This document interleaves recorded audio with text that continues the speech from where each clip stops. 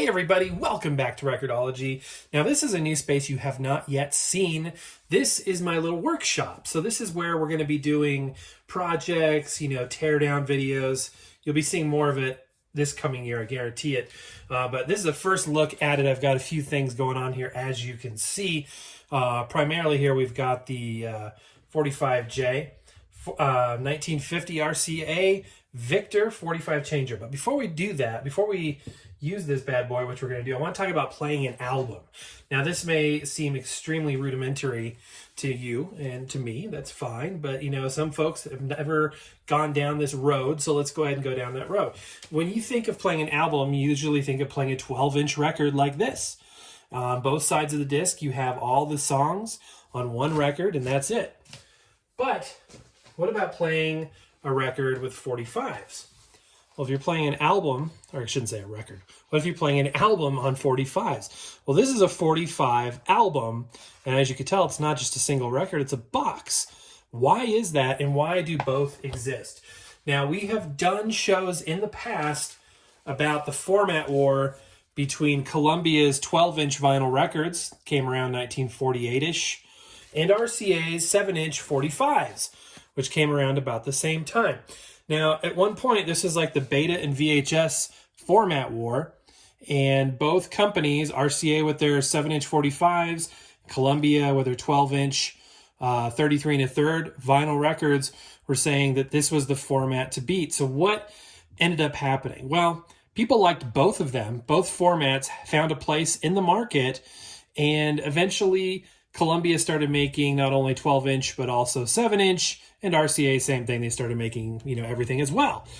So what does it mean to play an album, though, on 45 versus on a 12-inch record, on a 33 1/3? So you know what it's involved to play a 12-inch record. You just put the record on, you hit play, you lift the tone arm, it's instantaneous. To play an album with the same music on this format takes a little bit longer. So let's look at this, by the way. This is a Guys and Dolls soundtrack. This is a single album. This is in amazing condition. So you can see it from the side, what it is. And there's amazing videos about why RCA, is really trying to sell this format. And it's amazing. They talk about, the sweet spot of a record, the sound quality of it, the ability to handle it easier, the ability to stack it, which we're going to see here in a minute, was a huge part of it. So that's a separate show for a separate day. But I just want to show you today kind of what's involved in playing a record album on 7-inch 45s. So you've heard this a million times. Why does it say number 9? Why does it say, that's not side 1 or side 2? So actually, let's see, that says record 9. Let's see, what side? Okay, 14. 14 sides, side 14, side 1. What in the world? How can it be side 1? Well, here's the thing. So we're going to build a stack, and we're going to play it, or at least part of it. And I'm going to explain why it is the way it is. So we're going to put 1 on the bottom and keep stacking it up like this. You may think 1 should go on the top, but it doesn't. Why is that the case? Why would you want 1 on the bottom of the stack and not the top? I'm going to show you. And even if you know how this works, I have to stop and think for a second because it's so counterintuitive. It's so counterintuitive. Again, this is all required just to play this album. Now, once you've got it set up, it's kind of nice because all you have to do, turn the machine on. We've got it connected to a speaker a couple feet away. Press the button and she plays. Now, the reason why 1 was on the bottom is that's the first face or the first side. So if you let this play through automatically, it'll keep dropping records, or you can manually do it like I'm doing right now. And that plays the entire album.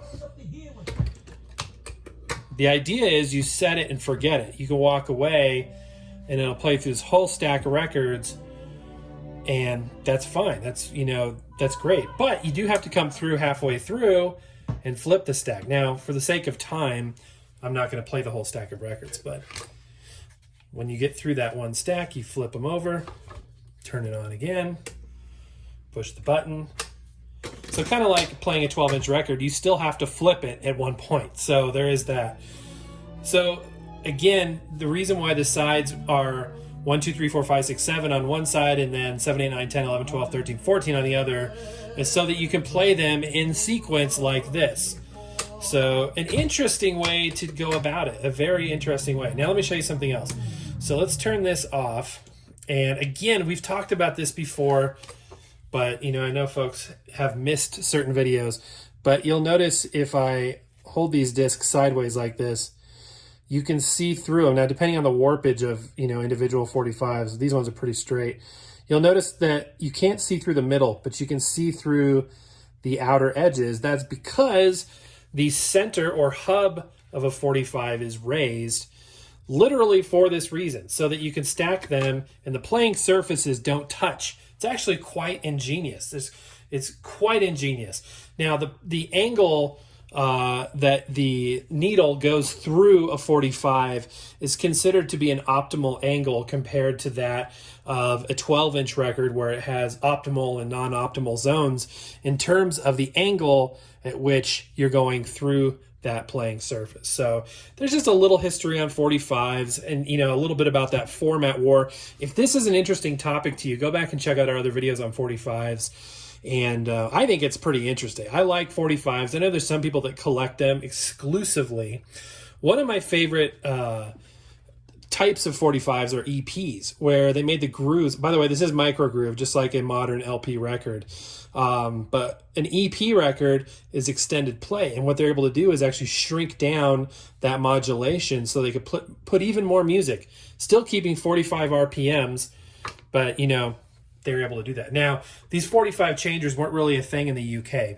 So a lot of UK 45s don't have the big hole. They just have the small hole. Or if they come across one that does, they just put one of the spider adapters in it and call it good. So anyway, a little bit more involved, you know, and it takes up more space to play, you know, these 7-inch discs than it does a 12-inch record. But it's an interesting thing. You know what I mean? This, you know, was still at a time, 1950, RCA was really hoping that this would be you'll notice this is not backwards compatible. You're not going to play a 7-inch, or excuse me, a 12-inch vinyl record on this. However, the other way around, with the other format, with Columbia's format, for the most part, those machines would allow you to backwards compatible play, and they still do, 7-inch records with the big hole or not. So just a simple adapter and allows you to do that. Whereas this is not going to allow you to play that other size record. So anyway, there you go. Just a little history on that if you hadn't known that before. I know a lot of you are intimately aware of that.